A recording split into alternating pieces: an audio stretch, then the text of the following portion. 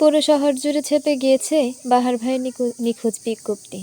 যে যেখানেই তাকে দেখবে সাথে সাথে যেন খোঁজ দেয় ভার্সিটির নেতা সাহেব কিংবা পুলিশকে। কৃতজ্ঞতায় বিরাট পাবলিক ভার্সিটির একজন ক্ষমতাশালী নেতা। পোস্টারগুলো তাহলে সে নেতাই ছাপিয়েছে। মানবতা আজকাল বেঁচে আছে কিনা তাই তো নেতা সহ একজন খুনিকে খোঁজার জন্য সাহায্য করছে আইনজীবীদের। কোচিং থেকে ফেরার সময় বড় বড় পোস্টারগুলোতে চোখ বুলিয়ে বুলিয়ে ধীরে পায়ে হেঁটে যায় চিত্রা।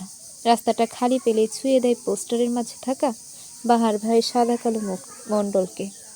কেবল পুরো শহর না, পুরো পৃথিবীও যদি বাহার ভাইয়ের বিপরীতে চলে যায়, তবুও বাহার ভাইয়ের পক্ষে কেবল একজন মানুষ থাকবে, সে হলো চিত্রা। পুরো দুনিয়া তার কাছে মিথ্যা, কারণ সে জানে তার বাহার ভাই একমাত্র সত্য। তন্মধ্যেই চিত্রার কাছে থাকা তার স্মার্টফোনখানা সশব্দে বেজে উঠল।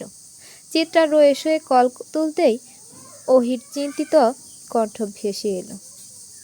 কই তুই? সবাইকে বললি একত্রিত করতে, এখন দেখি তোরই খবর নেই। চিত্রা ক্ষীণ কণ্ঠে জবাব দিল, এই তো রাস্তায় আসছি। চিত্রার কাছ থেকে উত্তর পাওয়ার পরও ওই ফোনটা কাটল না। তখনও ফোনে হুড়মুড় করে বাড়ছে সেকেন্ডের হিসাব। চিত্রাও কাটল না ফোন, কারণ সে জানে ওহিয়াপা কিছু বলার জন্য সময় নিচ্ছে। সেও চুপ থেকে সময় দিল। সেকেন্ডের কাটা পেরিয়ে যখন মিনিটে গেল, তখন ওহি ধীর কণ্ঠে বলল, তুইও কি বিশ্বাস করিস বাহার ভাই এমন কাজ করেছে? রাতের আকাশে কখনো সূর্য ওঠে আপা? চিত্রার অদ্ভুত প্রশ্নে হয়তো থতমত খেল ওহি, তাই তো বিস্মিত কণ্ঠে জিজ্ঞেস করলো, কি বলছিস? উত্তর দাও আগে। রাতের আকাশে কখনো সূর্য ওঠে না। কেন ওঠে না? এমন গুরুত্বপূর্ণ প্রশ্ন চিত্রার এখন কথায় বিরক্ত হলো ওহি। অধৈর্য কণ্ঠে বলল, এটা অসম্ভব, তাই উঠে না। তেমনি অসম্ভব আমার বাহার ভাইয়ের নামে ছড়ানো কলঙ্কের সেই কাজটা। চিত্রার উত্তরে হয়তো তজ্জব বনে গেল ওহি। এই মেয়েটাও যে ঘুরিয়ে পেঁচিয়ে এমন জবাব দিবে তা যেন তার ধারণার বাহিরে ছিল। তবে মনে মনে বেশ খুশি হলো সে। প্রশান্তি মাখানো কণ্ঠে আত্মবিশ্বাসের সাথে বলল, কেবল এই মনোভাবটা নিজের মাঝে রাখবে, তবেই হবে। তুমি রেখেছ তো আপা? তুমিও নিশ্চয় এমন বিশ্বাস পুষে রেখেছ, তাই না? চিত্রার প্রশ্নে আবারও হোঁচট খেল ওহি। আমতা আমতা করে বলল, বাহার ভাই বিশ্বাসযোগ্য মানুষই, তাই এটা ভাবাও স্বাভাবিক। বাহার ভাই তো ভালোবাসার যোগ্য মানুষও, তবে ভালোবাসলে না কেন? চিত্রার প্রশ্নে কেঁপে উঠল ওহি। মেয়েটা আজ কথায় জব্দ করার খেলায় নেমেছে। কি সুন্দর সহজ সরলভাবে কঠিন একটা প্রশ্ন করে ফেলল। কিন্তু ওহিও কম বুদ্ধিমতী না, তার উপর সাইকোলজির ছাত্রী। চিত্রার যে মতিগতি চলছে বর্তমানে তা বুঝতে খুব একটা বাকি রইল না তার। তবে সে চিত্রার মন মতো উত্তর দিল না, বরং ঘুরিয়ে পেঁচিয়ে বলল, সবাই যোগ্যতার মূল্য দিতে পারে না, তাই হয়তো বাহার ভাই ভালোবাসা পাওয়ার যোগ্য হয়েও ভালোবাসা পায়নি। চিত্রা হাসল। ওহি আপা যে খুব চালাক তা সে ভালো করেই জানে। তবু আর একটু বুদ্ধির পরীক্ষা করে নিল। সে জানতো ওহি আপা কখনো ভালোবাসা স্বীকার করবে না। যা পায়নি, যা পাবে না তা পাওয়ার আকাঙ্ক্ষা প্রকাশ করাও এক ধরনের বোকামি। আর ওহি আপা বোকামি খুব কমই করেন। সওদাগর বাড়ির ড্রয়িং রুমে গভীর নিস্তব্ধতা। আজ বাড়ির মধ্যমণি হলো চিত্রা। এই মেয়েটার চোখে মুখে আজ কেমন উপচে পড়া রহস্য, কিন্তু অদ্ভুত ঘটনা ঘটার সম্ভাবনা। সোফায় যার যার মতন অবস্থানরত আছে সওদাগর বাড়ির সদস্যরা। রজা সওদাগরের মুখ আগের মতোই ভার ভার। চিত্রা সোফার খালি জায়গাটাতে এসে বসল। তুহিন মাহাতাবও আছেন এখানে উপস্থিত। চিত্রার এমন রহস্যময় নিশ্চুপতায় বিরক্ত হলেন নুরুল সওদাগর। তার গম্ভীর কণ্ঠে বললেন, কি সমস্যা তোমার? আমাদের সময়ের কি কোনো দাম নেই তোমার কাছে? হেয়ালি করছো কেন? চিত্রা বাবার কথাকে তেমন পাত্তা না দিয়ে সোফায় আয়েশ করে হেলান দিয়ে বসল। তারপর অদ্ভুত কণ্ঠে বলল, আব্বু, আপনি কখনো আমায় ভালোবাসেননি কেন? এমন সময় চিত্রার এমন প্রশ্নের সবাই হয়তো প্রস্তুত ছিল না। নুরুল সওদাগরও খানিক থতমত খেয়ে বলল, বিস্ফোরিত নয়নে তাকিয়ে রইল মেয়ের পানে। সে হয়তো বোঝার চেষ্টা করছে তার মেয়ে কি বলতে চাচ্ছে, কিন্তু বুঝতে সক্ষম হলো না কেউ। সবারই হতভম্ব অবস্থা দেখে ক্ষীণ হাসল চিত্রা। কেমন গুমট পরিস্থিতি তৈরি করে বলল, জানেন আব্বু, আমি হয়তো একমাত্র মেয়ে যে আব্বুর ভালোবাসা পাওয়ার জন্য নিঃসন্দেহে জান কোরবানি দিয়ে দিতাম। কিন্তু আপনি তো ভীষণ শক্ত পাথর। আমার জানও আপনার দম্ভের কাছে খুবই তুচ্ছ। আপনাকে আমাকে অপছন্দের কারণ কি কেবল মাত্রই আমার জন্ম পরিচয়? চিত্রা। মায়ের কণ্ঠে বিস্ময়, ডাকের মাঝে ধমক। চিত্রা তাকালো মায়ের দিকে, মুচকি হেসে বলল, আজ আমি না হয় একটু বলি। আম্মু, জানো আম্মু, আব্বু আমায় একটু ভালোবাসেনি। আমার কত খারাপ লাগতো, কত কান্না করতাম, কত আল্লাহর দরবারে দোয়া করতাম কেবল আব্বু যেন আমায় একটু ভালোবাসে। কিন্তু আব্বু আমায় ভালোবাসেনি আম্মু। আল্লাহের যদি কাউকে সিজদা দিতে বলতো, আল্লাহর পর যদি কাউকে সিজদা দিতে বলতো, তাহলে সেই সিজদাটা আমি আব্বুকে দিতাম। অথচ সেই আব্বুই কিনা আমায় ভালোবাসতো না। আমার এক জীবন এমন বিশাল আফসোস পুষে বাঁচতে হবে ভাবিনি। তুমি আমায় তো কত সুন্দর জীবন দিলে আম্মু, একটু আব্বুর ভালোবাসা তো দিলে না। মনিয়া বেগম টলমনে অশ্রু নিয়ে মেয়ের পানে তাকিয়ে আছেন, চোখে মুখে তার অবিশ্বাসের ছাপ। চিত্রা চঞ্চল হলেও কখনো আবদার, অভিযোগ, অভিমান কিংবা বায়না করেনি মায়ের কাছে। কিন্তু আজ যখন সব কিছুই মায়ের পায়ের কাছে ঠেলে দিল, তখন মায়েরই বা কি বলার থাকতে পারে। নুরুল সওদাগরের কথা প্রায় বন্ধ হওয়ার উপক্রম। আজ যেন নতুন চিত্রাকে দেখছে সে।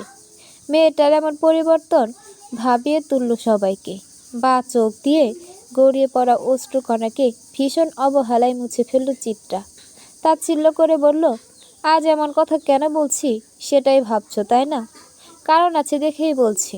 যখন বা হাতটা ঝলসে গেল হসপিটালের বিছানায়, বেঁচে থাকার যুদ্ধে আমি অনবরত ছুটে যাচ্ছি, তখন আপনি, আব্বু আমার ছায়া না হয়ে আমার দিকে ছুরি মারলেন অবিশ্বাসের তীর।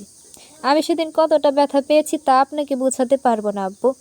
সেদিনই ঠিক করেছিলাম আপনার অবিশ্বাসের তীর আমি ভেঙে দিব। আর আজ সেই দিন। চিত্রার শেষ কথায় সবাই অবাক হলো, কিন্তু বুঝে উঠতে পারল না কথাটির সারাংশ। ঘেমে নিয়ে একাকার মাহাতাব শার্টের বাহুতে কপালের ঘাম মুছতে মুছতে কেমন বোকা বোকা কণ্ঠে বলল, কি বলছো এসব? মাহাতাবের অবস্থা দেখে খিল খিল করে হেসে উঠল চিত্রা। সেকেন্ডে মাঝে বারবার তার পরিবর্তন ভাবিয়ে তুলছে সবাইকে। অনাকাঙ্ক্ষিত ঝড়ের আভাসও যে পাচ্ছে সবাই। ওহি অধৈর্য কণ্ঠে বলল, কি বলছিস তুই? তোমরা জানতে চাও না আমাদের এই ঝলসানোর কারণ কি? কি আবার? মহিন? চিত্রার প্রশ্নে ওহি সহজ সরল উত্তর। চিত্রা হাসল, ডানে বামে মাথা নাড়িয়ে বলল, ভুল উত্তর। এতক্ষণে ড্রয়িং রুমে অবস্থানরত প্রত্যেকের মাঝে উত্তেজনা ছড়িয়ে পড়েছে। অবাক প্রত্যেকটা মানুষ। চিত্রার কথার অর্থ যেন বুঝছে না কেউ। ধৈর্যের বাঁধ ভাঙল এবার তুহিনী। উৎকণ্ঠিত হয়ে বলল, তবে কে করেছে তোদের সাথে এমন? চিত্রা হেলতে দুলতে মাহাতাবের কাছে এসে বসল। ফিসলে কণ্ঠে বলল, কি দুলা ভাই, আপনি বলবেন না আমি বলবো? মাহাতাবের অবস্থা তখন বেহাল। মুখের মাঝে কৃত্রিম হাসি আকার মিছে চেষ্টাও করল। ভয়ার্ত কণ্ঠে বলল, কি সব বলছো শালিকা? আমি জানবো কিভাবে? জানবেন না কেন? আপনি নিজে করলেন সেই কাজ, অথচ বলছেন অন্য কথা। It's not fair. বড় সড় একটা বিস্ফোরণ হয়ে গেল ড্রয়িং রুমে। সমস্বরে সবাই চেঁচিয়ে উঠে বলল, কি? চিত্রার চোখে মুখে এতক্ষণে ঠাট্টার জায়গায় ছড়িয়ে গেল কাঠিন্যতা। ধীর কণ্ঠে মাহাতাবের দিকে তাকিয়ে বলল, আপনি আমাদের সাথে এমনটা কেন করেছেন দুলাভাই? মাহাতাব ততক্ষণে ঘেমে নিয়ে একাকার। উপস্থিত মানুষগুলো প্রতিক্রিয়া দেখাতে ভুলে গেল। একবার মাহাতাব, আরেকবার চিত্রার দিকে তাকালো তারা। তন্মধ্যে চাঁদনি সোফা ছেড়ে ধপ করে উঠে এলো। চোখ তার লাল।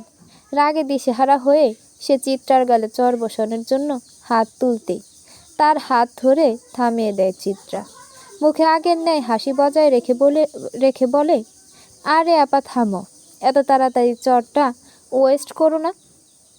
বলা তো যায় না, অন্য কারোরও প্রয়োজন হতে পারে। চাঁদনি ফুঁসে উঠল, ধমক দিয়ে বলল, তুই কেমন মেয়েরে চিত্রা? তোকে এত আদর করেছি আমি, অথচ তুই কিনা আমার মায়ের আচরণের রাগ আমার স্বামীর উপর উঠাচ্ছিস এসব মিথ্যে বলে। এই তোর আচরণ? চিত্রার হাসি মুখ থমথমে হলো। শক্ত কণ্ঠে বলল, তোমার মায়ের প্রতি বা তোমার প্রতি আমার কোনো রাগ নেই। একটা সময় এই বাড়ির নুন খেয়েছি, তাই এর গুণ গাইতেই হবে। আমি যা বলছি তার এক বিন্দু মিথ্যে না। আগে শুনবে, তারপর যা বলার বলবে। চিত্রার মুখে ঝিলিক দেওয়া আত্মবিশ্বাস দেখে চাঁদনির তরতাজা টকবগে রাগটা মিইয়ে গেল। ধীর কণ্ঠে বলল, আচ্ছা বল, কি বলবি? চিত্রা ছোট শ্বাস ফেলে, মাহতাবের দিকে তাকিয়ে তাচ্ছিল্য হেসে দেয়। অতঃপর নিজের বড় চাচা আফজাল সওদাগরের দিকে তাকিয়ে প্রশ্ন ছুড়ে, চাচা, তুমি কি রফিক মোহাম্মদ নামে কাউকে চিনো? আফজাল সওদাগর কপাল কুঁচকালেন, কতক্ষণ মনে করার চেষ্টা করলেন এমন নামে কাউকে চিনেন কিনা। অতঃপর ব্যর্থ হয়ে হতাশ স্বরে বললেন, না আম্মা, মনে পড়ছে না। আমি মনে করাচ্ছি, আজ থেকে 20 কিংবা 21 বছর আগে তোমার কোম্পানিতে একজন শ্রমিককে চুরির দায়ে ফাঁসানো হয়। তা নিয়ে অনেক গণ্ডগোল চলে কয়েকদিন। অতঃপর সেই ভদ্রলোক তার গায়ে লাগানো তকমা সইতে না পেরে আত্মহত্যা করে। মনে পড়ল এবার? আফজাল সওদাগরের কুঁচকানো ভ্রু সোজা হয়। ঘটনা মনে পড়তে সে অনবরত মাথা নাড়াতে নাড়াতে বললেন, হ্যাঁ হ্যাঁ, মনে পড়েছে। সে অনেক আগের কাহিনী। বেচারা নির্দোষ ছিল, কিন্তু ভুল তথ্যের কারণে তাকে হেনস্থা পোহাতে হয় এবং সে এটা মানতে না পেরে আত্মহত্যা করে। কিন্তু এটার সাথে ওটার কি সম্পর্ক? সম্পর্ক আছে চাচা, সেই রফিক মোহাম্মদের ছেলেই মাহাতাব দুলাভাই। আফজাল সওদাগর হতভম্ব দৃষ্টিতে তাকিয়ে রইল। বিস্মিত কণ্ঠে বলে উঠল, কি পাগল হলে নাকি? মাহাতাবের বাবা মারা গেছে 3 বছর আগে। তুমি কি বলছো এসব? আমি মোটেও ভুল বলছি না চাচা। দুলাভাই সেই লোকের ছেলে। আর 3 বছর আগে যে লোকটা মারা যায় তিনি কেবল মাত্র মহিনের বাবা। চিত্রার রহস্য নামা গোলক ধাঁধায় ফেসে সবাই হতভম্ব। অতি হতভম্ব কণ্ঠে বলল, মানে? মানে হলো লতা আন্টি, মানে মাহাতাব দুলাভাইয়ের মা রফিক আঙ্কেল মারা যাওয়ার পর আবার দ্বিতীয় বিয়ে করেন এবং সেই ঘরের সন্তানই হলো মহিন, তাই না আন্টি? শেষের প্রশ্নটা লতা বেগমের দিকে তাকিয়ে করল চিত্রা। মহিলা রীতিমতো তাজ্জব বনে রইলেন। প্রশ্নটা করলেই উপর নিচ মাথা নাড়িয়ে ক্ষীণ স্বরে বলল, হ্যাঁ। উপস্থিত সবার মাঝে অবিশ্বাস্যকর পরিস্থিতি। একজন আরেকজনের মুখ চাওয়াচাই করছে। এমন কিছু থাকতে পারে তা কেউ ক্ষণাক্ষরেও টের পায়নি। চাঁদনি আপা ফেল ফেল করে তাকিয়ে রইল মাহাতাবের দিকে। বিভস কণ্ঠে বলল, তারপর বল চিত্রা। চিত্রা দীর্ঘশ্বাস ফেলে শুরু করলো, খুব সম্ভবত রফিক আঙ্কেল মারা যাওয়ার সময় দুলাভাইয়ের বয়স 6-7 ছিল। তার বাবার এখন এমন মৃত্যু মানতে পারেনি সে। মনের মাঝে পুষিয়ে রেখেছিলেন ভীষণ ক্ষোভ। ওপর সে যতটা ভালো মানুষ ছিলেন, ভেতর ভেতর তার প্রতিহিংসা তাকে এর চেয়ে বেশি অন্ধ করে দিয়েছিল। যার ফলস্বরূপ বড় হওয়ার পর সেই প্রতিহিংসা পরায়ণের জন্য সে বিয়ে করেছে চাঁদনি আপাকে। চেয়েছিল এ বাড়ির ভিটে মাঠে আঁকড়ে ধরে সবাইকে নিজ শেষ করে দিতে, তাই না দুলাভাই? মাহাতাব জবাব দিল না। মাথা নিচু করে দৃষ্টি নিবদ্ধ করল ড্রয়িং রুমের মেঝেতে। সবার নিস্তব্ধতা ঠেলে চিত্রায় আবার বলে উঠল, দুলাভাই সম্ভবত তার মায়ের দ্বিতীয় বিয়ে এবং সে ঘরে সন্তান মহিনকেও মানতে পারেনি। কিন্তু সময় ও পরিস্থিতির কারণে সে বলতে পারেনি সেটা। তাই তো সবার প্রতি ক্ষোভ মেটানোর সুযোগ পেল আপা 7 মাসের সেই অনুষ্ঠানে। চেরির ভাষ্যমতে চেরির শরীরে হাত দিয়েছিল মহিন, যা পরবর্তীতে ওহি আপা নিজের নামে চালিয়ে দিয়েছিল তোমাদের সাথে। আমরাও ঘৃণা করেছি মহিনকে। চেরির কথাকেই সত্যতা ধরেছি, আর তার কারণও আছে। কিন্তু পরপর আমাদের উপর অ্যাসিড নিক্ষেপ এবং মহিনের মৃত্যু সব ধোঁয়াশা করে রেখে দিল। অতঃপর সেদিন বড় আপার সিঁড়ি থেকে পড়ে যা আমার কলঙ্কের কালি হলো। কিন্তু এখানে এত মানুষকে বিভিন্ন ঘটনা সাপেক্ষে দোষী মনে হলো। দোষগুলো করেছে একজন, সে হলো মাহাতাব। প্রথমে আসি চেরির ঘটনায়। চেরিকে আধার ঘরে ডেকে নিয়ে মহিন বিশ্রী কাজ করেছে আমরা জানতাম এবং মেনেও ছিলাম। কিন্তু সেদিন চেরির সাথে দুষ্টুমি করার ছলে জিজ্ঞেস করতে চেরি বলল সে মহিনের মুখ দেখেনি, পাঞ্জাবি দেখেছিল। সেই অনুষ্ঠানে দুলাভাই এবং মহিন একই পাঞ্জাবি পরেছিল, তাই দোষটা দুজনের একজনই করতে পারে। সন্দেহের তালিকায় পড়ে গেল দুজনের নাম। অতঃপর কিছুদিন আগে কোচিং থেকে আসার সময় আমি মাহাতাব দুলাভাইকে দেখি পতিতালয়ের একটা গলিতে যেতে। প্রথমে বিশ্বাস হচ্ছিল না, কিন্তু আমি নিজে সাথে সাথে তার পিছে গিয়ে নিজের চোখকে বিশ্বাস করিয়েছি। সব ঘটনাগুলো কেমন আমার মাথায় ঘুরপাক খেতে লাগলো। আব্বু বলেছিল মহিন মারা যাওয়ার আগে আমার ফোন দিয়ে তার সাথে কেউ কথা বলেছে।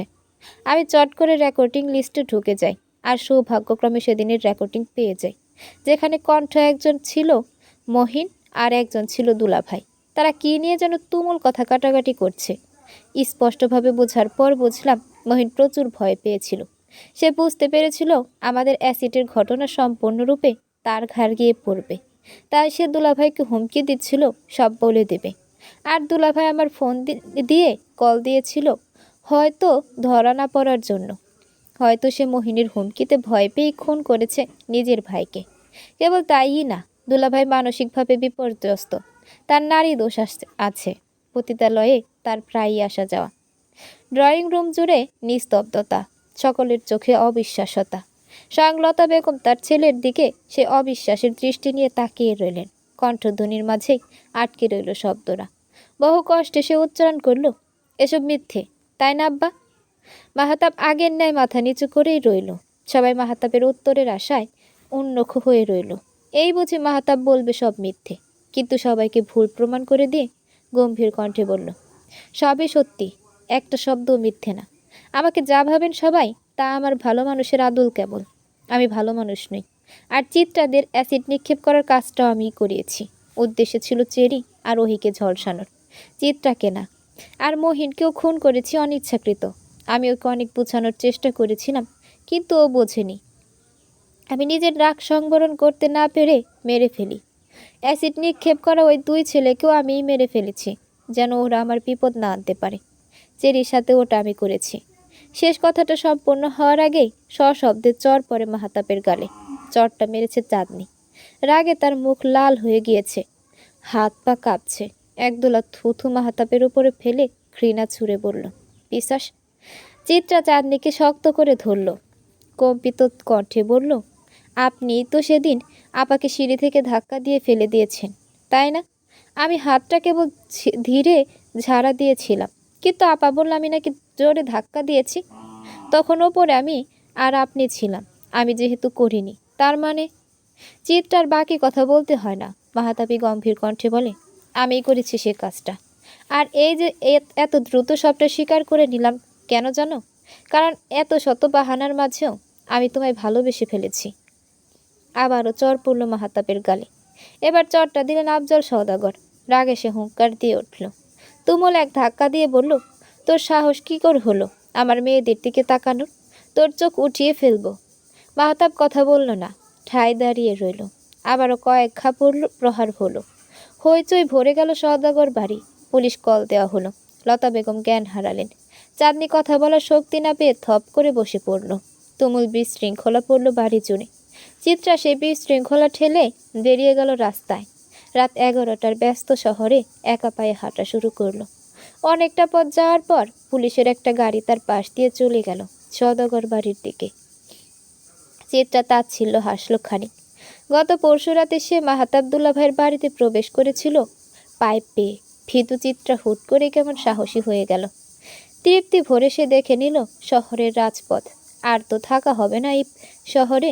সে আর বাহার ভাই তো অনেক দূরে চলে যাবে সংসার করতে। কালই তারা শহর ছাড়বে। বাহার ভাই আরেকটা চিঠি পাঠিয়ে নির্দিষ্ট ঠিকানা দিয়ে দিয়েছে। সেখানে গেলেই দুজনের দেখা হবে। তারপর চিরতরে বাহার ভাই চিত্রার খুব দূরে চলে যাবে তারা।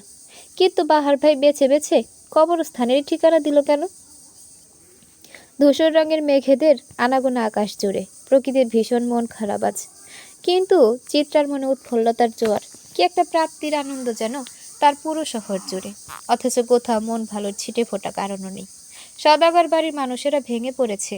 দেয়ালের মাঝে প্রতিটা হাত মানুষের নিজস্ব হাহাকার।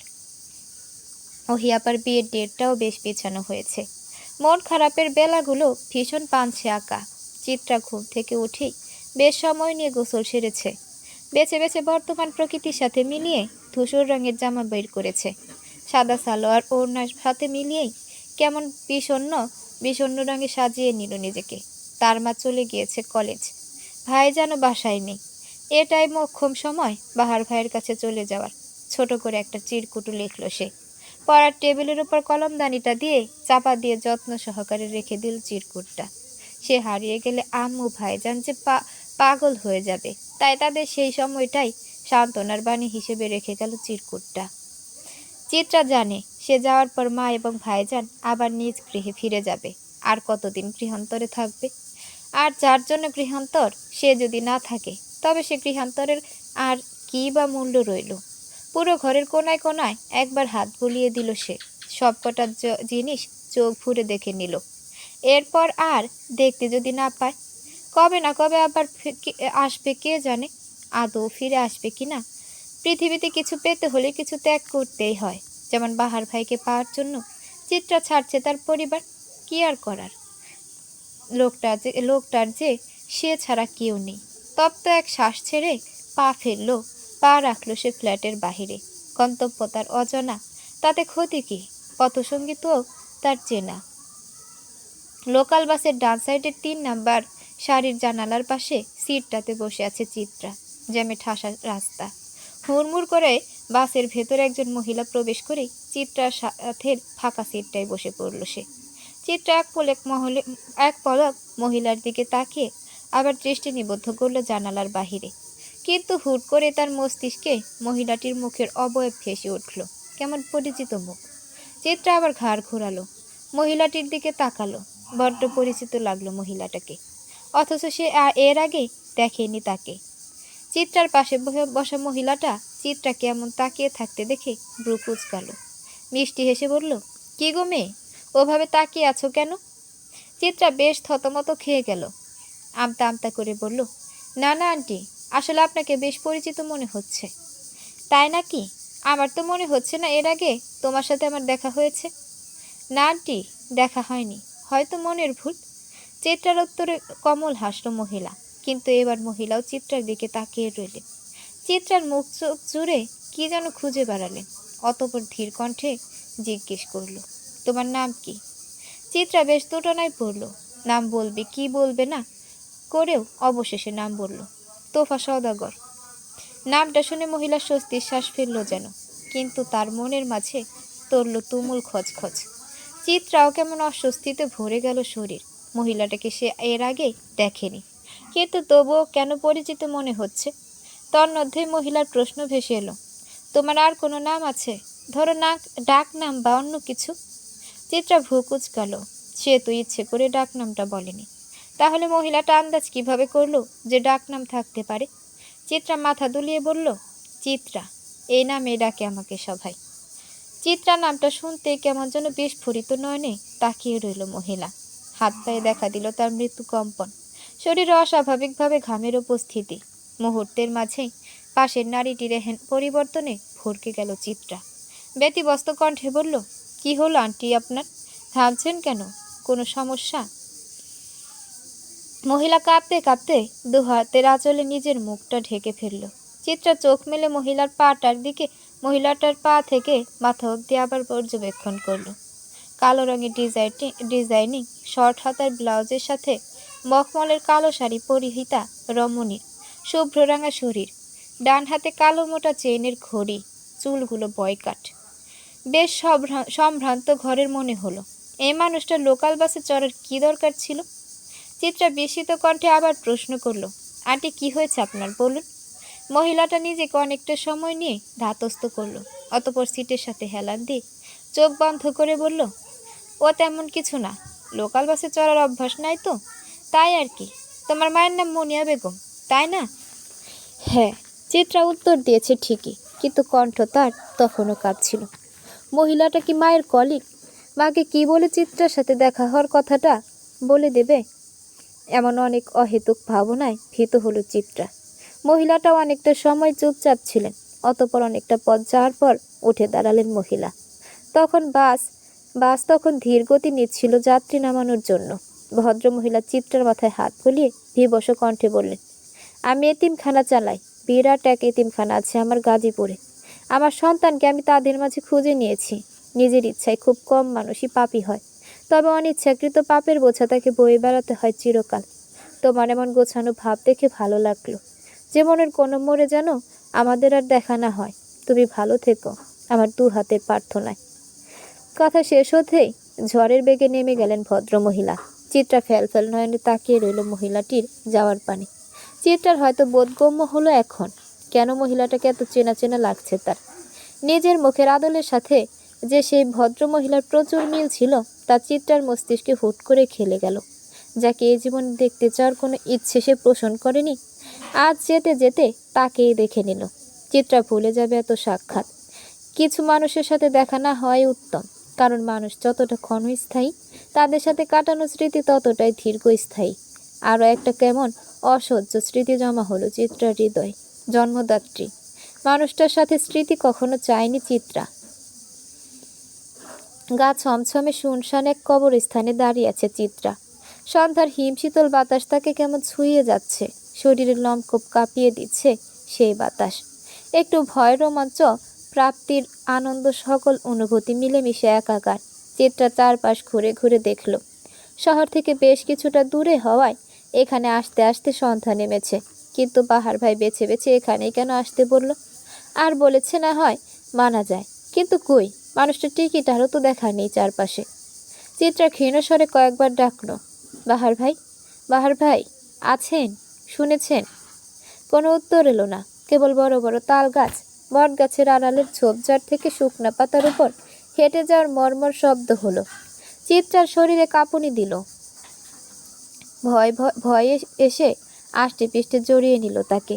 কিন্তু ওই যে প্রাপ্তির আকাঙ্ক্ষা, সেটা ভয়কেও ছাপিয়ে গিয়েছে। তাই সে আর একটু গলা তুলে ডাক দিল, বাহার ভাই। এবারও সাড়া পাওয়া গেল না। কবরস্থানে লাগানো হলদেটে লাইটগুলো একটু দুলে দুলে উঠল চারপাশে। চারপাশে অনেক মানুষের উপস্থিতি টের পেল সে। হেঁটে যাওয়ার শব্দ কানে বাড়ি খেল তার। কিন্তু চারপাশ শূন্য খাখা। ভয়ে চিত্রার কলিজা শুকিয়ে এসেছে। কাঁপা কাঁপা কণ্ঠে যখন আবার ডাক দিতে যাবে বাহার ভাইকে, তখনই বা পাশের ঝোপের আড়াল থেকে গুনগুনিয়ে গানের শব্দ শোনা গেল। লোকমুখে শোনা কত রকমের উদ্ভট কথা মনে পড়ে গেল তার। চিত্রা একবার ভাবল ছুটে বেরিয়ে যাবে এখান থেকে। আবার কি মনে করে যে গেল না। যা হবে দেখা যাবে, কিন্তু বাহার ভাইকে পাওয়ার আশা ছাড়া যাবে না। মনকে শক্ত করে ধীর পায়ে ঝোপের কাছটাই গেল চিত্রা। গানের গলাটা আরেকটু পরিষ্কার হলো। স্বচ্ছ কণ্ঠে শোনা গেল, গর্ভধারিণী মা, জনম দুঃখিনী মা, আমার মায়ের কান্দন।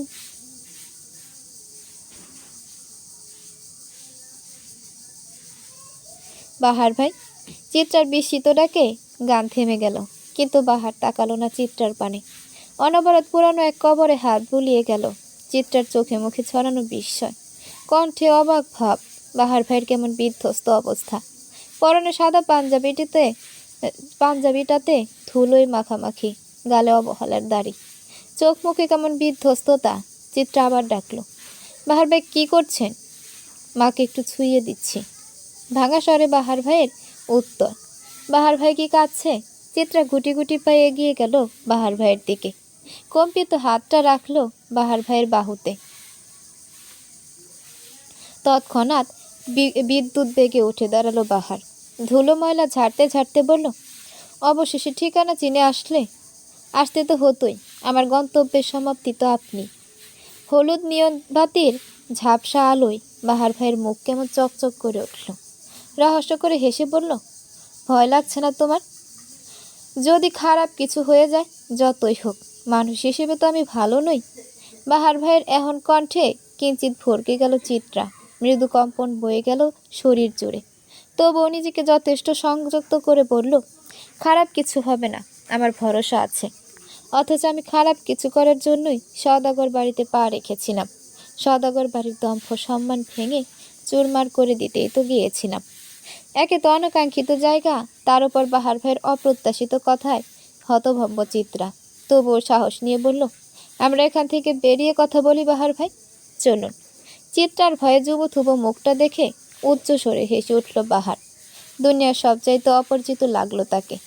চিত্রার পা কাঁপছে, দাঁড়িয়ে থাকতে ভীষণ কষ্ট হচ্ছে, কথাও বের হচ্ছে না। এই অপরিচিত বাহার ভাইকে তার ভয় লাগছে, কেমন যেন বিধ্বস্ত লাগছে মানুষটাকে। বাহার চিত্রার থেকে একটু সরে গিয়ে পাশাপাশি থাকা দুটি কবরের মধ্যেখানে শুয়ে পড়ল। হাতটা মাটির উপর বিছিয়ে বেশ আরাম করে শুয়ে পড়ল, যেন এর চেয়ে আরামের জায়গা কিছু নেই। অতঃপর খোলা আকাশের দিকে তাকিয়ে বেশ উচ্চ স্বরে বলল, শুনেছ সর্বনাশী রঙ্গনা, আমি মারা গেলে আমার হেতায় তুমি রেখে যেও, এই কবর দুটির মাঝে যেন ঠাঁই হয় মোর। মারা যাওয়ার কথা শুনে আতঙ্কে উঠল চিত্রা। তড়িঘড়ি করে বলল, অমন কথা বলবেন না বাহার ভাই, আমাদের এখন একসাথে সংসার করা বাকি, অনেক বছর বাঁচা বাকি আমাদের। বাহার আবার হো হো করে হেসে উঠল। অবশ কণ্ঠে জিজ্ঞেস করল, সংসার করার খুব স্বাদ না তোমার? হ্যাঁ, অথচ গায়ের কলঙ্কের কালি আমার। আমি আপনাকে বিশ্বাস করি বাহার ভাই।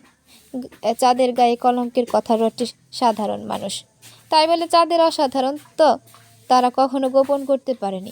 মানুষের স্বভাবই সুন্দরে কালি লেপা। চাঁদের গায়ের দীপ্তিময় সৌন্দর্যের কাছে মানুষের মুখে রটা কলঙ্ক নেহাতি কৌতুক। কাব্য আর বাস্তবতা যে ভিন্ন রঙ্গনা, আমাদের বোধহয় এ জন্মে আর সংসার করা হবে না। জানো রঙ্গনা, সেই আদি থেকেই আমি দেখেছি আমার কোনো শখ পূরণ হয়নি। তাই তো তোমাকে মনে প্রাণে নিজের ভেবেও চাওয়ার সাহস করিনি। কিন্তু অপ্রাপ্তির এ জীবনে প্রাপ্তির শখ তো আমারও হয়, হয় না বলো? ভেবেছিলাম একটা চাকরি করব, একটা চাকরির অভাবে অনেক কিছু হারিয়েছি, কেবল তোমাকে হারাতে চাইনি। কিন্তু আমার ভাগ্য দেখো, তোমাকে পাওয়ার আগে চারপাশে কেমন না পাওয়ার ঘোষণা। আমারই কেন বারবার স্বপ্ন ভাঙতে হবে বলো রঙ্গনা?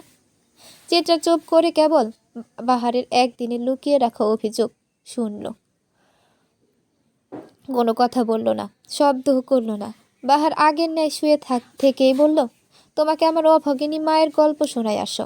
স্বামীভক্ত একজন নারীর গল্প, যে গল্প জুড়ে আছে ভয়াবহ বিচ্ছেদ। বোকাশোকা আম্মা আমার কখনো সুখ চায়নি, কেবল চেয়ে গেছে স্বামীর মঙ্গল। আর যদি সে নিজের জন্য কিছু করত, তবে আমাকে এখন উন্মাদ হয়ে দুটো কবরের মাঝখানে শুয়ে থাকতে হতো না। আমার মাকে যিনি বিয়ে করেন, তিনি কখনো আমার আম্মুকে তার বাড়ি নিয়ে যায়নি। আমার আম্মু সবসময় আমার নানার কাছে থাকতো। গরিব নানা ভাই আমার তবুও যত্নে রাখতেন মেয়েকে। আমাদের যে জন্মদাতা আমার মায়ের স্বামী, তিনি সপ্তাহে কয়েকদিন এসে থেকে যেতেন, টাকাও পাঠাতেন। আমার জীবনটা তখনও ছিল ঠিক, আম্মা অতটুকুতে খুশি ছিল। কিন্তু সমস্যা হয় যখন আমার বয়স 7 কিংবা 8। আমার বোনও তখন আমার মায়ের গর্ভে। ওই ভদ্রলোকের আসা যাওয়া কমে যায়, তবে এর আগে থেকেই কম আসতেন। কিন্তু বোন গর্ভে আসার পর 2-3 দিন মাসে একবার আসতেন। কখনো টাকা পাঠাতেন, কখনো পাঠাতেন না। মায়ের যখন 9 মাসের মাঝামাঝি আমরা যেখানে থাকতাম সেখান থেকে তাড়িয়ে দেওয়া হয় বাসা ভাড়া দিতে না পারার কারণে। আব্বুর একটা নাম্বার ছিল আমার কাছে, অনেক পুরনো বোঝাই যায়। কখনো আমার মা সে নাম্বার কল দেয়নি বোধ হয়, যদি আব্বু রাগ করে, কারণ লোকটাকে তো আমার মা বড্ড ভালোবেসেছিল। সেদিন যখন আমরা পথে পথে ঘুরে বেড়াচ্ছি, একটু বাঁচার আশা, মা তার স্বামীকে কল দিল। তখন অপর পাশ থেকে মেয়েলি কণ্ঠ ভেসে এলো, মাকে যা তা বলে অপমান করলো। আমার মা গরিবের মেয়ে হলেও আত্মসম্মান বোধ তার আকাশ ছোঁয়া। ওসব কথা সহ্য করতে না পেরে মা জ্ঞান হারালো। তাকে আমি আর নানা মিলে নিয়ে গেলাম কাছের এক সরকারি হাসপাতালে। আমার বোন পৃথিবীতে আসার সময় হয়ে গিয়েছে, অনেক টাকার দরকার। চোখে মুখে যখন আধার দেখছি আমি, 8 বছরের আমি কি বুঝতাম বলো? কী বা করতে পারতাম? নানা আমাকে আমার আব্বুর ঠিকানা দিল, বলল যেভাবে হোক আব্বুকে মা আনতে হবে। ছোট জীবনের বড় দায়িত্ব কাঁধে নিয়ে আমি ছুটে এলাম গাজীপুর থেকে ঢাকায়। কতবার রাস্তায় ফিসলে পড়ে মা মা মা বলে আর্তনাদ করেছি, কেউ ছিল না আমার হাতটা টেনে ধরে তোলার জন্য। তখনই বুঝে গিয়েছিলাম আমার পুরো পৃথিবী শূন্য। আমার পথ সহজ না। এই ঢাকা শহরে পা রাখতেই মাথা ঘুরে গেল। সারাদিন পর রাতের দিকে খুঁজে পেলাম বাবার বাড়ি, কিন্তু তার বাড়িতে এসে আমি অবাক, বিস্মিত। চারদিকে আলোকসজ্জা, বাবার কোলে যমজ দুটো ছেলে, যাদের 1 বছরের জন্মদিন পালন করা হচ্ছে, সাথে তার রানীর মতো বউ। বুঝলাম আমার মায়ের বিধ্বস্ততার কারণ কি। আমার আর সেই মুহূর্তে ওই লোকটার কাছে যেতে ইচ্ছে করেনি, কেবল ঘৃণা জন্মেছিল। সেই রাতের রাস্তায় না খেয়ে অপরিচিত এই ইট পাথরের শহরে ঘুরে বেরিয়েছি। গাড়ি ভাড়ার টাকা নিয়ে ফিরবো কিভাবে? অবশেষে ভিক্ষে করেছি। বুঝলে আমার হাতের বাস্তবতার নির্মমতা কেমন ছিল। পরের দিন যখন হসপিটাল এসে পৌঁছালাম, দেখি বড্ড দেরি হয়ে গেছে ফিরতে। মা আমার অপেক্ষা করেনি। আমার কোলে সদ্য জন্ম নেওয়া নবজাতক চিৎকার করে কাঁদছে, অথচ কাঁদতে পারিনি আমি। মা হারানোর পরও মা যে দায়িত্ব দিয়ে গিয়েছিল হাতে, চোখে দিয়ে গিয়েছিল বড় হওয়ার স্বপ্ন। মা কত স্বার্থপর বলো। যে লোকটা আদৌ মাকে ভালোবাসেনি, তার জন্য মা কিনা অভিমান করে বিদায় নিল। আর আমি যে মাকে এত ভালোবাসলাম, তা বুঝি কিছুই না। ভালোবাসা মানুষকে সত্যি অসহায় করে দেয়। 8 বছর একটা শিশুর কোলে আরেকটা শিশুর দায়িত্ব। মাথার উপর ছাতা নেই, কেবল ছিল রোদের উত্তপ্ততা। মেয়ে হারানোর শোকে আমার নানা যেন ভেঙে এসেছিল। কিন্তু আমাদের মুখের দিকে তাকিয়ে জীর্ণ শীর্ণ দেহখান নিয়ে আবারও পথ চলা শুরু করলো। প্রিয় শহর ছাড়লাম আব্বা ডাকার স্বাদ। মায়ের কবর দেওয়ার জন্য নিয়ে এলাম এখানে। চলতে চলতে গুটি গুটি পায়ে চলে গেলাম অনেকটা দূর। নিজের পড়াশোনা, বোনের দায়িত্ব, নানা ভাইয়ের বৃদ্ধ দেহের বোঝা সব আমার পিঠে। কিন্তু বড় হতে হলে তো পড়াশোনা লাগবে, তাই ছাড়লাম না সেটা। নিজে ইটের ভাটায় কাজ করতাম, যা টাকা পেতাম তা দিয়ে সংসার চলতো। কিন্তু আমার বোনের শখ যে পূরণ করার ক্ষমতা ছিল না। নবম শ্রেণীতে পড়াকালীন এই অসহায় জীবন থেকে মুক্তি পেলেন নানা ভাই। এই পৃথিবীর বুকে আমাকে আর আমার বোনকে একা রেখে দিয়ে চলে গেলেন। একদিন সেই সাহসটা ছিল, এতদিন যেই সাহসটা ছিল তাও নিভে গেল। এতিম দুটো ছেলে মেয়ে পুরো পৃথিবীতে একা। বাবা বলতে মানুষটার অস্তিত্ব তখন আর আমার জীবনে নেই। সংসার চালাতে নানা ভাইয়ের রিকশার প্যাডেল ঘোরালাম, ঠেলা গাড়ি টানলাম, কুলি হয়ে খেলাম, কত লাঠি ঝাঁটা। সে গল্পের পৃথিবীর বুকে লুকানো অমর কোনো এতিমের কাব্যগ্রন্থ। নিজের পড়াশোনা আর বোনের পড়াশোনা চালিয়ে গেলাম। তখন আমি অনার্স প্রথম বর্ষের ছাত্র। কঠোর পরিশ্রমের পর ভর্তি হলাম পাবলিক ভার্সিটিতে। রোজ এখান থেকে শহরে যেতাম, আবার আসতাম এখানে। বোনও তখন ষষ্ঠ শ্রেণীর ছাত্রী। এখানেরই একটা স্কুলে তাকে পড়াতাম। একদিন বায়না করলো নূপুর কিনে দেওয়া। কি তার বায়না? স্কুলে সকলের নূপুর আছে, কেবল তারই নেই। বোনকে বোঝাতে পারিনি সুখ যে সকলের থাকে না, তবু আমি কথা দিলাম নূপুর কিনে দিব। ঢাকা যখন যেতাম, ভার্সিটি শেষে একটা বড় শপিং মলে সেলসম্যানের কাজ করতাম। এমনই একদিন ঘটনা। 2 দিন পর ঈদ, শপিং মলে তুমুল ভিড়, বাড়ি ফিরতে পারছি না। অবশেষে বোনাসের টাকা পেয়ে বোনের জন্য একটা নূপুর একজোড়া নূপুর কেনার সামর্থ্য যে আমার ছিল না। নূপুর কিনে ফিরে এলাম বাড়ি। রাত তখন 11টা। ঘরে ফিরে দেখি বোন আমার ঘরে নেই। দ্রুত প্রতিবেশীদের কাছে গেলাম, কিন্তু কেউ দিতে পারল না আমার বোনের খোঁজ। পুরো এলাকাতে পাগলের মতন ছুটে বেড়ালাম। বুকে তখন হারানোর ভয় উৎপাত চালাচ্ছে। টানা 2 দিন খোঁজাখুঁজির পর বোনের লাশ পেলাম স্কুলের সাথে ডোবায়। আমার পুরো পৃথিবী একলা করে কেমন করে আমাকে ছেড়ে চলে গেল। অভিমানী, দেখলে ওরা কত স্বার্থপর, তুমি দেখলে রঙ্গনা?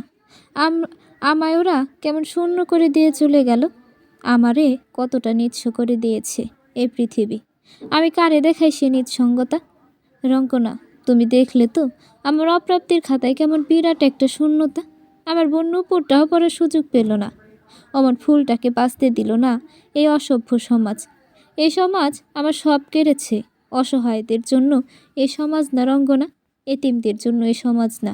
মানুষ শালা এত নিষ্ঠুর, আমাকে বাঁচতে দিল না সুখের সাথে। কি ব্যথা যে রঙ্গনা। কবরস্থানে নিস্তব্ধতা ভেদ করেও বাহার ভাইয়ের কেমন একটা হাহাকার। চিত্রা বসে পড়ল থম মেরে। বাহার ভাইয়ের বর্তমান অবস্থাকে কোনো মৃত লাশের হাহাকার বলা যায়। এই আর্তনাদ থামানোর ভাষা চিত্রার জানা নেই। সে কেবল অশ্রু বিসর্জন দিতেই জানে। বাহার ভাই অনেকক্ষণ চুপ রইল। লোকটা কি কাঁদলো কে জানে। নীরবতা ঢেলে গম্ভীর পুরুষালী কণ্ঠে বাহার ভাই বলল, কাঁদছো রঙ্গনা? কেঁদো না। আমার জন্য কেউ কাঁদুক তা আমি চাই না। জীবনের এতগুলো বছর তো কাটালাম কারো দয়া মায়াবিহীন। কেউ আমার জন্য মায়া দেখালে আমার হাসি আসে। বোনের দেহটা মায়ের সাথে শুইয়ে দিয়ে কথা দিয়েছিলাম, এই সভ্য সমাজে চরম অসভ্য হব আমি। বোনের মৃত্যুর রহস্য ভেদ করে জানলাম, শহর থেকে এক নেতা এসেছিল ওদের গ্রামের স্কুলে, আর তারই দৃষ্টির লালসার শিকার আমার বোন। সেই তুমুল রাগ আর প্রতিহিংসা নিয়ে আমি পা রেখেছিলাম শহরে। আর কেন তোমাদের বাড়ি গিয়েছিলাম বলো তো? চিত্রা জবাব দেয় না, কেবল ফ্যাল ফ্যাল করে তাকিয়ে থাকে ছন্ন ছাড়া বাহার ভাইয়ের দিকে। তাই বাহার ভাই নিজেই বলে, আমার জীবনের চরম সর্বনাশ যে করেছে তার মহল ঘৃণায় ভেঙে দিতে গিয়েছিলাম। আমার জন্মদাতার ভয়ঙ্কর বিশ্বাসঘাতকতার জবাব দিতে গিয়েছিলাম। চিত্রা অবাক হলো। বাহার ভাইয়ের জন্মদাতার সাথে চিত্রা নিজের বাড়ির কোনো সংযোগ পেল না। অবাক কণ্ঠে বলল, আমাদের বাড়িতে আপনার জন্মদাতা? বাহার তাচ্ছিল্য হাসল, হেয়ালি করলে বলল, তুমি এত বোকা কেন গো? তবে তোমার এমন বোকামি আমার প্রিয়। আমার জন্মদাতা তোমাদের বাড়িতে কেন জিজ্ঞেস করলে? কারণ আমার জন্মদাতার বাড়ি ওটা। আফজল সওদাগরই আমার জন্মদাতা। চিত্রা বিস্ফোরিত নয়নে তাকিয়ে রইল। অবাক কণ্ঠে বেশ উচ্চ স্বরে বলল, কি? তোমার বড় চাচির যখন সন্তান হচ্ছিল না, তখনই তোমার চাচা আমার আম্মুকে বিয়ে করেছে। কিন্তু সে সমাজের কাছে পরিচয় দেয়নি আমাদের। যখন তার সন্তান হলো সে ভুলে গেল আমাদের। তোমার চাচিও যখন জানতে পারলো স্বামীর কথা তখন লুকিয়ে গেল সবার কাছে, আর আমাদের থেকে কেড়ে নিয়েছে বাবাকে। এই যে আমি তোমাদের বাড়ি থাকতাম, এত কিছু করতাম, তবুও তোমার চাচা কিছু বলতো না, একমাত্র এ কারণেই। বড় চাচিও জানতো না? এতদিন জানেনি, তবে সেদিন জেনে গিয়েছিল, যার ফলস্বরূপ সে আমার হাতে পায়ে ধরে বলেছিল তোমাদের বাড়ি ছাড়ার কথা। তাই তো ছেড়েছিলাম বাড়ি। কিন্তু ওই যে ভাঙা ভাগ্য, ফেসে গেলাম খুব খারাপ একটা জালে। আমি জানি এ জাল থেকে বের হওয়া সম্ভব না। কে ফাঁসিয়েছে আপনাকে? আমাদের ভার্সিটির ওই রাজনৈতিক নেতা আর আমার বোনের খুনি। আরও একটা মেয়ে ঝরে গেল অকালে, কিন্তু সে বিচার পাবে না। আর ক্ষমতার কাছে হয়তো হেরে যাব আমি। চিত্রা উঠে দাঁড়ালো, দ্রুত বাহারের কাছে গিয়ে বাহারের ডান হাত আঁকড়ে ধরে চোখের জল ছেড়ে দিয়ে বলল, চলুন না বাহার ভাই, আমরা চলে যাই এখান থেকে, অন্য কোনো শহরে, অপরিচিত কোনো স্থানে আমরা দুজন থাকবো। চলুন না। বাহার ভাইও গা ঝেড়ে উঠে দাঁড়ালো। চিত্রার মাথায় হাত বুলিয়ে বলল, তাহলে চলো, দূরে কোথাও ঘর করি আমরা, আমাদের পূর্ণতার গল্প হোক। দুজন এতিম ছেলে মেয়ের ভাগ্য সত্যি যদি ভালো হতো। বাহার আর চিত্রার মিষ্টি স্বপ্নের মাঝে জল ঢেলে কবরস্থানের চারপাশ থেকে বেরিয়ে এলো পুলিশ ফোর্স। দুজনকে ঘিরে ফেললো তারা। চিত্রা আর বাহার কেবল অবাক চোখে তাকিয়ে রইল। তাদের চোখে মুখে টর্চের আলো পড়তেই চোখ মুখ কুঁচকে ফেললো তারা। অনেক কষ্টে চোখ মেলে তাকাতেই নুরুল সওদাগরের গম্ভীর মুখটা ভেসে এলো চোখের সামনে। বাহারের হাতে ততক্ষণে হ্যান্ড কাপ পরানো হয়ে গেছে। চিত্রা কেবল দেখে গেল চুরমার করা স্বপ্ন ভাঙন। চিত্রা নিজের বাবার পা ধরে চেপে ধরল, আগতে মিনতি করতে করতে বলল, আব্বু ছেড়ে দেন বাহার ভাইকে, ছেড়ে দেন আব্বু।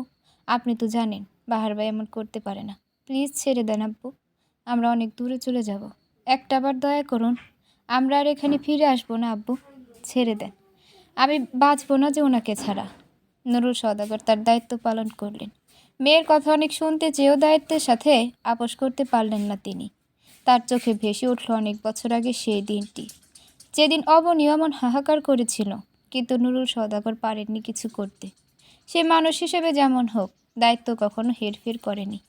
তাই তো সেদিন অমন নিষ্ঠুরতম কাজটা করতে পেরেছিলেন। আর আজ সে ঘটনার পুনরাবৃত্তি ঘটল আবার। বাহারের ঠোঁটে তখনও হাসির রেখা, কণ্ঠে বিষাদ আর আফসোসের সহিত সে উচ্চারণ করল, আমাদের আর সংসার করা হলো না রঙ্গনা। সময় কখনো থেমে থাকে না। এই যে প্রেমের ঋতু বসন্ত, সে কি প্রেমিক হারানোর যন্ত্রণায় কবু নিশ্চুপ থাকে?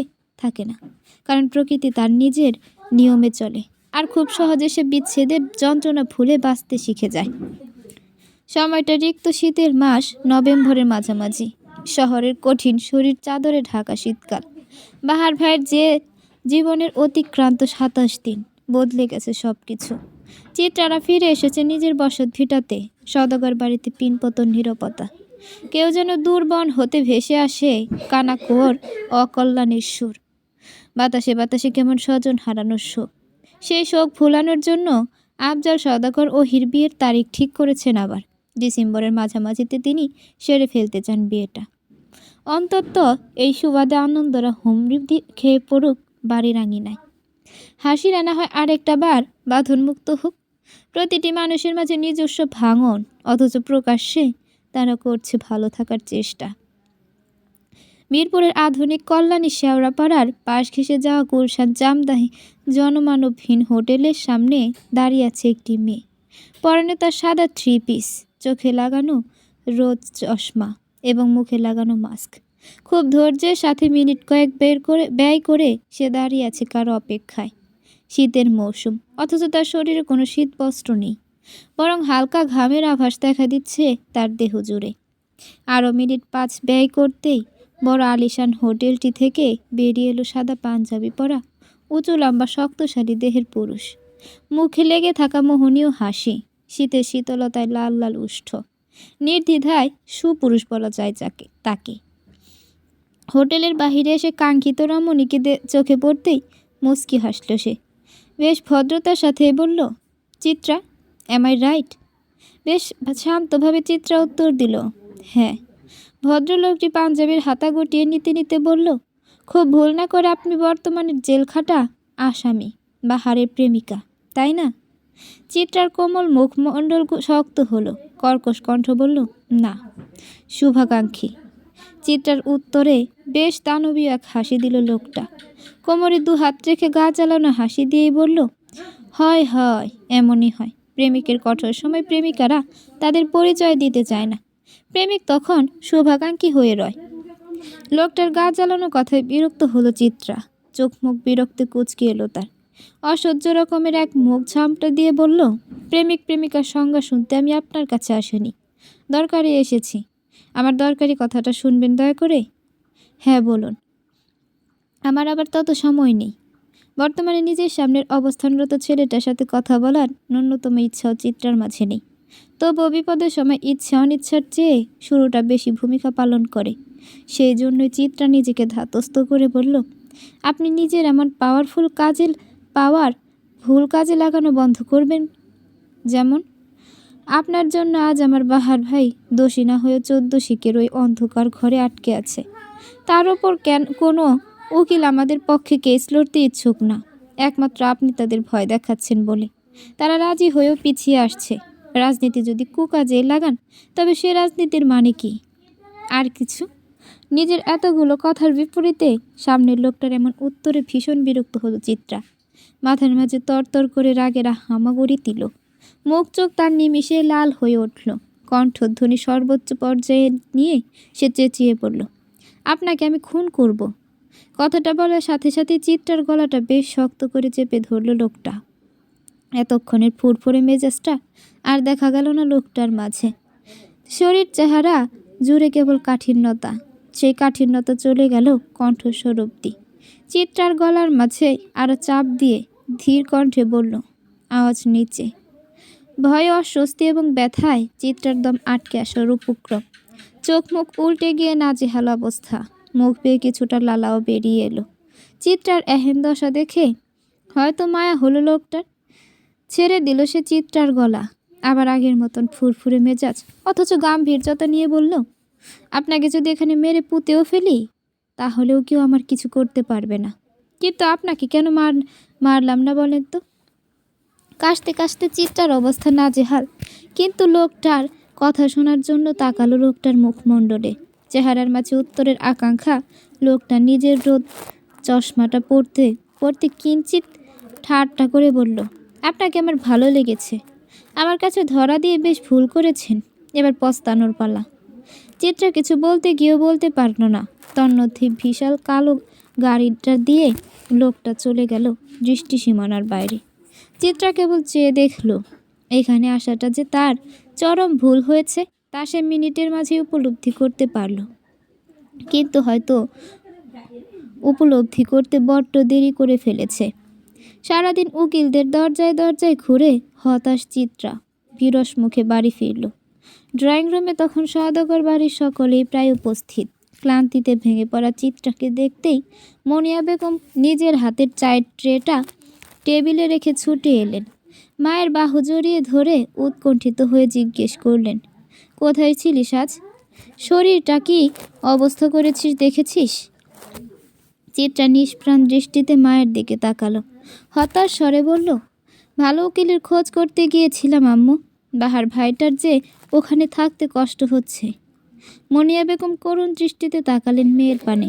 সান্ত্বনা দিয়ে বললেন, এভাবে ভেঙে পড়লে তো হবে না। তোমার বাহার ভাইকে আমরা ফিরিয়ে আনবই। আমি আমার কলিগদের সাথে কথা বলেছি ভালো উকিলের খোঁজ পাওয়ার জন্য। তুমি চিন্তা করো না, সব ভালো হবে। সত্যি যদি সবটা ভালো হতো। কথা বলার পর পর বেরিয়ে এলো বিষণ্ণ দীর্ঘশ্বাস। আফজাল সওদাগর তখন সোফায় বসে কোনো গম্ভীর ভাবনায় মগ্ন হয়ে ঝিমুচ্ছিলেন। চিত্রার তার কথা কানগোচর হতেই চোখ মেলে তাকালেন। ক্ষীরসনে বললেন, আমিও করেছিলাম উকিলের খোঁজ, কিন্তু কেউ রাজি হচ্ছে না। নুরুল সওদাগরের কথা থামতেই রান্নাঘর থেকে বেরিয়ে এলেন রোজা সওদাগর। খ্যাক খ্যাক করে বলে উঠলেন, কেন কেন আপনাকে কেন ওই ছেলের জন্য উকিল খুঁজতে হবে? রাস্তার ছেলেদেরা তো কিসের দরদ আপনার? কেমন বেজম্মা ছেলে সে, এমন ভয়ানক পাপটা করেছে। কথাটা থামতে সশব্দ কাচের টেবিলটা ভেঙে যাওয়ার শব্দ হলো, সাথে সকলের দৃষ্টিগোচর হলো চিত্রার রক্তাক্ত হাত, মুখে ভয়ঙ্কর ক্রোধানল। ভাঙা কাচের একটা টুকরো তুলে ধরেই নিজের বড় চাচির দিকে তাক করে শাসানির স্বরে বলল, বাহার ভাইয়ের নামে আর একটা খারাপ কথা যদি আপনার মুখ দিয়ে বের হয় তবে জিহ্বাটা আর থাকবে না বলার কথা বলার জন্য।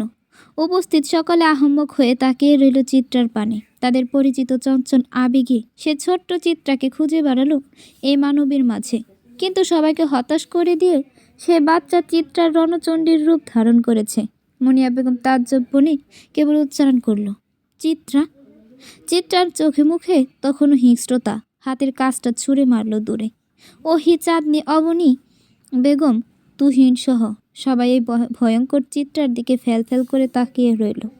কাজ ভাঙার শব্দে নুরুল সওদাগর নিজের ঘর থেকে বেরিয়ে এলেন। রোজা সওদাগর মুখে কাপড় চেপে কান্না আটকানোর অদম্য চেষ্টা করলেন। অভিযোগের স্বরে নিজের স্বামীর পানে তাকিয়ে বললেন, আপনি চুপ থাকবেন আজও? নিজের সন্তানের বয়সী মেয়ের থেকে এমন আচরণ পাবো বলেই কি আমার এত ত্যাগ তিতিক্ষার পরে সাজিয়েছিলাম এ সংসার? এটাই কি আমার প্রাপ্য? আফজল সওদাগর কি কর্তব্য বিমূঢ়, তবে চিত্রা এমন আচরণ মানতে পারেনি সেও। গম্ভীর কণ্ঠে যখন সে চিত্রার উদ্দেশ্যে বলল, তোমার অন্যায় হয়েছে চিত্রা। তৎক্ষণাৎ চিত্রার তাচ্ছিল্য কণ্ঠে উত্তর ভেসে এলো, আপনার চেয়ে আমার অন্যায়টা বোধহয় কমই বড় চাচা। আবার অযাচিত নীরবতা গ্রাস করল সওদাগর বাড়িতে। প্রতিটি প্রাণী হতবিহ্বল। মেয়েটা কি পাগল হলো? সবার নীরবতা ছাপিয়ে শোনা গেল চিত্রার কণ্ঠ। অসহায় স্বরে সে বলল, ভরণ পোষণের দায়িত্ব যদি না নিতে পারেন তবে কেন সন্তানের ভার মাথায় নিয়েছিলেন চাচা?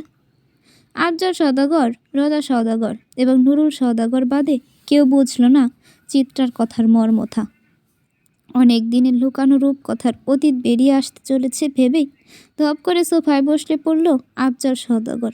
মাথা নিচু করে বিধ্বস্ত কাচের দিকে তাকিয়ে রইল। মনে হলো যেন হিমালয় ভেঙে পড়েছে। বড় চাচা মানুষটি তো হিমালয়ের চেয়ে কম ছিল না সওদাগর বাড়ির সদস্যর কাছে। তবে হিমালয়ের যে এত জঘন্য অতীত থাকতে পারে তা যেন সবার ভাবনার বাহিরে ছিল। নুরুল সওদাগর আজ কিছু বলবেন না। বাহারকে জেলে নেওয়ার পর থেকে লোকটা চুপচাপ থাকেন, কোনো রকমের কটূক্তি করেন না। এ যেন অগাধ পরিবর্তন। চাঁদনি আপা চিত্রার কাছে এলেন। স্থির নয়নে জোড়া অথচ চঞ্চল মন। কোনো একটা অনাকাঙ্ক্ষিত ভয়ে দুরু দুরু কাঁপছে বুক। তবুও সাহস সঞ্চয় করে জিজ্ঞেস করল, চিতাবাগ, কি বলছিস? বা পাগল হলি নাকি? চিত্রা হাসল, তাচ্ছিল্য করে বলল, না গো আপা, পাগল হইনি। তোমাদের কাছ থেকে লোকানো এতদিনের অস্বচ্ছ অতীতটা পরিষ্কার করছি।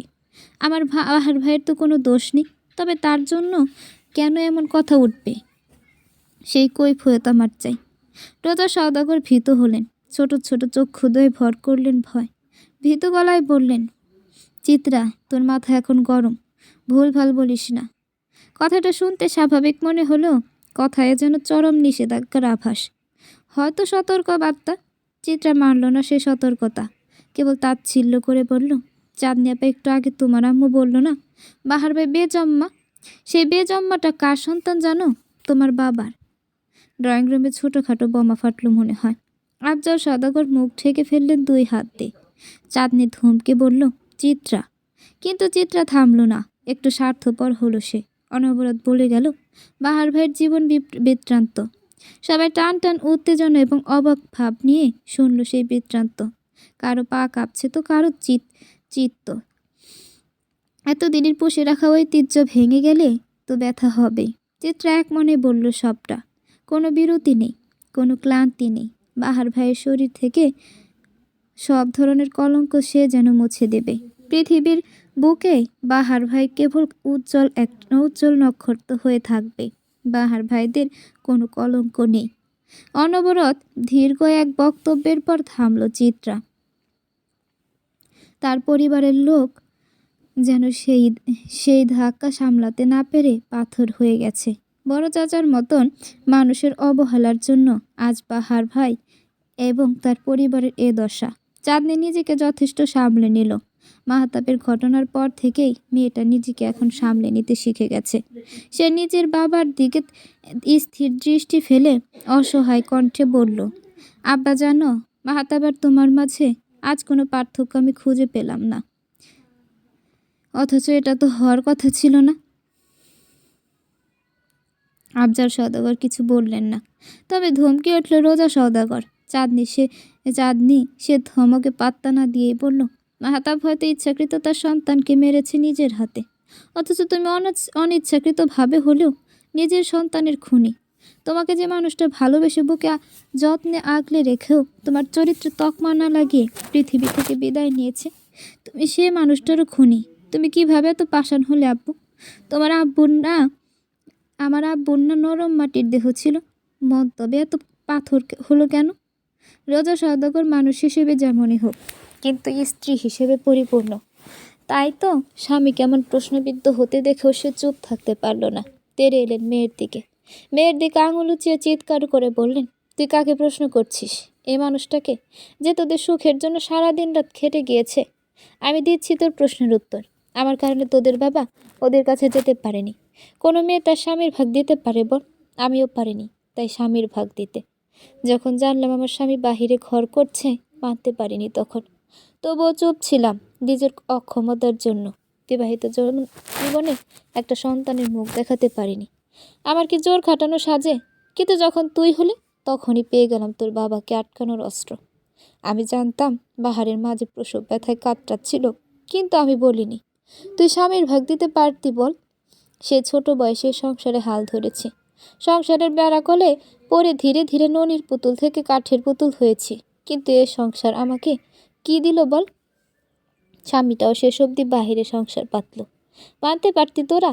তোর দাদির অত্যাচার সহ্য করতাম সন্তান নেই বলে, পাড়াপড়শির কটু কথা। কিন্তু দিন শেষে যদি তোর বাবা অন্তত আমার সাথে থাকতেন, তাহলে আমার আফসোস ফুরাতো। এই যে যখন জানলাম চিত্রার জন্য তোর সন্তানটা বেঁচে নেই, তখন আমি আমার অতীতের সেই ভয়ঙ্কর থেকে এমন করেছি। আমি তো জানতাম আমার হাসি খুশি সংসারের ভেতরের খবর। ভয় হচ্ছিল এই ভেবে যে আমার মতন না তোরও আবার এমনভাবে পড়তে হয়। আমিও তো দিন শেষে মানুষ, কষ্ট আমারও তো হয়। কিন্তু ওই যে কথায় আছে না, প্রকৃতি ছাড় দেয় কিন্তু ছেড়ে দেয় না। সেদিন ওদের অসহায় অবস্থার কথা জেনে চুপ ছিলাম। আজ আমারও এক জায়গায় দাঁড়ানো। হায় রে জীবন! কেউ আর কোনো কথা বলল না। কেউ একই অবস্থানে কেটে গেল অনেকটা সময়। বারবার ধাক্কায় সওদাগর বাড়ির ভিত্তিটা বেশ নড়বড়ে হলো। আনন্দের বেলা ফুরালো। প্রাণগুলো আজ আধা মরা। গভীর রাত, কুয়াশাময় আকাশ, শরীরের শীত কাপড়টা ভেদ করেও যেন শীতলতা ছুঁয়ে দিচ্ছে, যেমন করে দুঃখ ছুঁয়ে দেয় আমাদের। ওহির হাতে ধোয়া ওঠা কফির মগ। একটু খিদেও পেয়েছে তার। রাতের খাবার আজ কেউ খায়নি। এমন কথা শোনার পরও খাওয়ার ইচ্ছে ঠিক থাকে না। যে যার মতন মাথা দিয়েছে নরম বিছানায়। কেউ বা এমন ওহির মতন আকাশে লিখেছে নির্ঘুম এক রাতের গল্প। ধোয়াটা গরম কফির মগে চুমুক দিতেই ফোনে ভাইব্রেশনে ধ্যান ভাঙে অহির। ফোনের স্ক্রিনে জল করে ওঠে নওশাদ নামটা। কয়েক সেকেন্ড সেই নামটার দিকে তাকিয়ে থেকে কলটা রিসিভ করে ওহি। সাথে সাথে ও পাশ থেকে নওশাদের কণ্ঠ ভেসে আসে, আমি জানতাম আপনি ঘুমাননি। ওহি আকাশের দিকে তাকিয়ে কফির কাপের দ্বিতীয় চুমুকটা দিয়ে পড়ল, কিভাবে? আপনার মন খারাপ তাই? জানলেন কিভাবে? ওহির প্রশ্নের উত্তরটা ঠিক সাথে সাথে দিল না নওশাদ, বরং বেশ খানিকটা সময় নিয়ে বলল, বিয়ের তারিখটা কি পিছিয়ে দেব?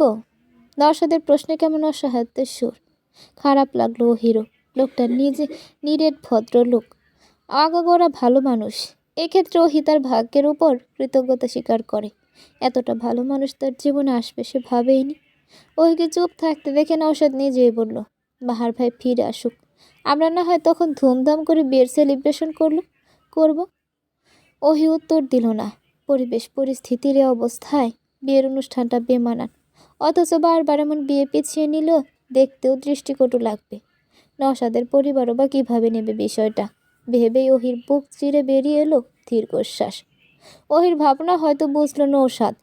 দীর্ঘশ্বাসের আড়ালে কথাগুলো হয়তো পৌঁছে গেল নওশাদ অবধি।